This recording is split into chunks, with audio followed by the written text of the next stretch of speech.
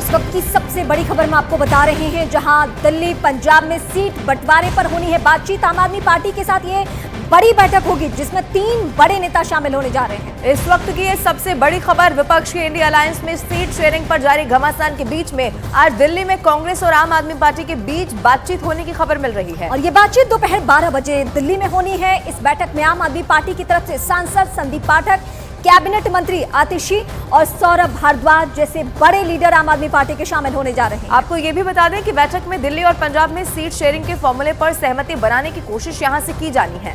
दिल्ली में लोकसभा की 7 सीटें हैं, जबकि पंजाब में लोकसभा की 13 सीटें हैं। आम आदमी पार्टी की कोशिश है कि वो हर सूरत में अपनी सहूलियत के हिसाब से सीटें अपने पास रखे। लेकिन क्या इस मसले पर, इस मामले पर तो कांग्रेस पार्टी मानने वाली है? सवाल यह अहम है क्योंकि उसकी बारी बारी से एक एक करके तमाम उन पार्टियों के साथ बातचीत हो रही है जो पार्टियां सहयोगी दल है इंडी गठबंधन की। और कांग्रेस और आम आदमी पार्टी के बीच थोड़ी देर में बैठक अब बस शुरू ही होने जा रही है। बैठक में आम आदमी पार्टी की तरफ से सांसद संदीप पाठक, कैबिनेट मंत्री आतिशी और सौरभ भारद्वाज, ये 3 वो बड़े चेहरे आम आदमी पार्टी के। आतिशी, संदीप पाठक, सौरभ भारद्वाज जो कि आम आदमी पार्टी की तरफ से अपना पक्ष रखने वाले हैं कि कौन सी सीट किसके पास रहनी चाहिए। आम आदमी पार्टी अपना पक्ष रखने वाली है। ये सीट शेयरिंग पर आम आदमी पार्टी और कांग्रेस की सबसे महत्वपूर्ण बैठक इस बीच में मानी जा रही है, जब पहले सीट शेयरिंग को लेकर बहुत खींचतान मची हुई है। अब ऐसे में ये 3 बड़े चेहरे आप देख लीजिए, आतिशी, संदीप पाठक, सौरभ भारद्वाज, जो इस पर मंत्रणा इसके बाद करने वाले हैं कि सीट शेयरिंग का फॉर्मूला क्या होना चाहिए। हालांकि ये भी तय है कि हर पार्टी की तरफ से, सिर्फ कांग्रेस या आम आदमी पार्टी नहीं, हर पार्टी अपने दावे को मजबूती के साथ पेश करने की इस बैठक के दौरान कोशिश इससे पहले भी हमने देखा है कि करती रही है। लेकिन ये बैठक कितनी सफल साबित होती है ये जरूर देखना होगा। और इस वक्त हमारे सहयोगी अरुण हमारे साथ जुड़ चुके हैं। कल अरुण आरजेडी के साथ बैठक हुई कांग्रेस पार्टी की कुछ शर्तों के साथ। आरजेडी भी उस तरीके से मानने को तैयार नहीं है। उसको भी पता है बिहार में उसका क्या दबदबा है, कांग्रेस पार्टी किस स्थिति में है। वही कमोबेश सूरत आम आदमी पार्टी के साथ है कि आम आदमी पार्टी को पता है कि कांग्रेस की तुलना में पंजाब और दिल्ली में हम कहां पे हैं। तो फिर कांग्रेस पार्टी किन शर्तों के साथ आगे बढ़ रही है? देखिए, इंडिया गठबंधन के जो सबसे मुश्किल गांठें हैं उनमें से एक आज आम आदमी पार्टी और कांग्रेस के बीच है, जिसको खोलना अभी बाकी है और उस पर बातचीत होगी। बड़ी मुश्किल यह है कांग्रेस पार्टी के सामने कि आम आदमी पार्टी सिर्फ दिल्ली और पंजाब में सीटें नहीं मांग रही है। वो कह रही है कि हमारे जितने भी इलेक्टेड रिप्रेजेंटेटिव हैं जिन स्टेट्स में, यानी गुजरात और गोवा में भी उसे लोकसभा की सीटें चाहिए और साथ ही साथ हरियाणा में जहां उसका संगठन मजबूत है वहां भी सीट चाहिए। अब कांग्रेस के सामने मुश्किल यह है कि हरियाणा में, गोवा में और गुजरात में वो लोकसभा की सीटें आम आदमी पार्टी को नहीं दे सकती। इस तरह की खबरें कांग्रेस के खेमे से आ रही हैं। तो बड़ी मुश्किल यह है कि किस तरह से आम आदमी पार्टी और कांग्रेस दोनों मिलकर के बीच का रास्ता निकाले। दिल्ली की लीडरशिप जो कांग्रेस की है और पंजाब की लीडरशिप है, दोनों कड़ा विरोध कर रहे हैं। और संदीप दीक्षित का बयान अभी आपने सुना कि वो तो पहले बीजेपी के साथ थे, अब मजबूरी में आ गए इंडिया अलायंस के साथ। तो ये मुश्किल आने वाली है आम आदमी पार्टी और कांग्रेस के बीच जब बातचीत होगी। और एक बड़ी बात यह भी है कि जनरेशन गैप भी बड़ा है। संदीप पाठक, आतिशी या सौरभ की बात कर लीजिए, उनका पॉलिटिकल करियर, और यहाँ पर अशोक गहलोत की बात कर लीजिए, मुकुल वासनिक की।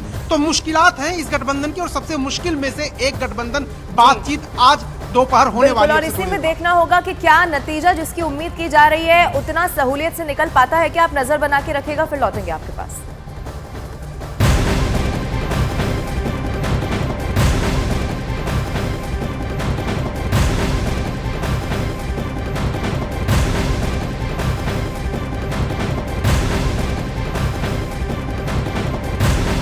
आम आदमी पार्टी के नेता संदीप पाठक ने बैठक से पहले कहा कि आज सिर्फ दिल्ली और पंजाब की सीटों पर बातचीत नहीं होगी, बल्कि जहां जहां भी आम आदमी पार्टी का संगठन और इलेक्टेड रिप्रेजेंटेटिव है उन पर भी बातचीत की जाएगी। यानी कि गुजरात और गोवा पर भी सीट शेयरिंग को लेकर बातचीत हो पाएगी। ये बड़ी जानकारी इस वक्त की आपको दे रहे, क्योंकि देखिए पहले पेच लग रहा था कि यहां पर फंसेगा कि दिल्ली और पंजाब, लेकिन अब जो है आम आदमी पार्टी इस बात पर क्लियर है कि जहां जहां पर भी उनके संगठन है या इलेक्टेड रिप्रेजेंटेटिव है उसको लेकर भी बातचीत की जाएगी।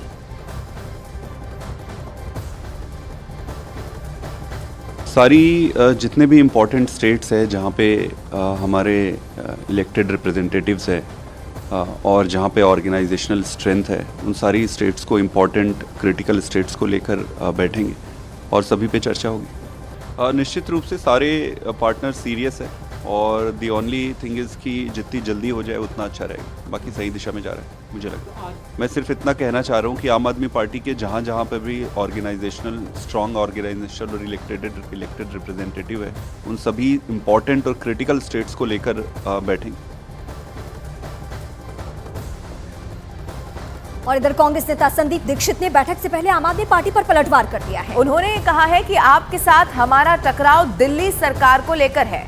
गठबंधन होगा या फिर नहीं होगा, ये बाद में तय किया जाना है, ये अभी तक पार्टी की तरफ से स्टैंड क्लियर किया गया है। दिल्ली के तमाम कई लीडर्स ने अलग अलग मत इस बात पे रखे हैं। दिल्ली प्रदेश कांग्रेस का मत तो मुझे नहीं मालूम है क्या है, उसने तो ज़्यादातर इस पर ज़्यादा कुछ कहा नहीं है, लेकिन हम में से कुछ लोगों ने बार बार आम आदमी पार्टी पर अपनी तीखी प्रतिक्रिया भी कही है। लेकिन वो समय था, वो बात हो गई। अब हमारे यहाँ जो भी मत है वो हमारी राष्ट्रीय जो लीडरशिप है वो जानती है। दूसरा, हमारा आम आदमी पार्टी से जो भी मतभेद हैं दिल्ली सरकार के मुतालिक ज़्यादा है। भारत सरकार में उनका कोई बहुत ज़्यादा रोल भी नहीं है, ठीक है, वो एक क्षेत्रीय दल है और उन्होंने भी तय किया है कि इंडिया अलायंस में वो साथ आएंगे और कांग्रेस पार्टी का साथ देंगे। तो अब तक मेरा ख्याल है ठीक है भाई, इसमें स्वागत है। मेरी केवल ये आशा है कि अगर अलायंस होता है तो उसके जो डिटेल्स हैं वो जितनी जल्दी हो सके तय हो जाएं, क्योंकि फिर हम लोग भी जो इलाकों में कांग्रेस लड़ेगी अगर अलायंस होता तो हम लोग अपनी तैयारी पूरी कर सके।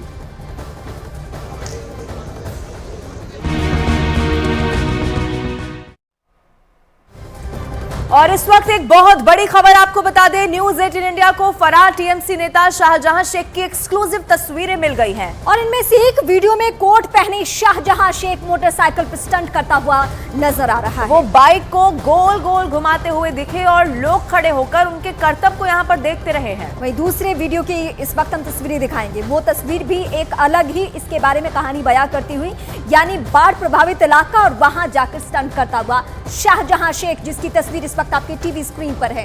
ये बाढ़ प्रभावित लोगों से मुलाकात करने नहीं बल्कि अपना रसूख दिखाने की कोशिश की जा रही है। लेकिन उनका दौरा करने का अंदाज भी देखिए एकदम अलग रहा। वो आराम से कार के बोनट पर बैठकर इलाके से गुजरते हुए इस तस्वीर में दिखाई दे रहे हैं, जो आपकी टीवी स्क्रीन पर एक्सक्लूसिवली हम आपको दिखा रहे हैं। इस दौरान वो रास्ते में पानी में डूबे लोगों को हाथ हिलाकर बाय भी करता नजर आया। ऐसा लग रहा था जैसे शाहजहां शेख बाढ़ के हालात और बाढ़ पीड़ितों की मदद के बजाय बाढ़ में सैर करने पहुंचे।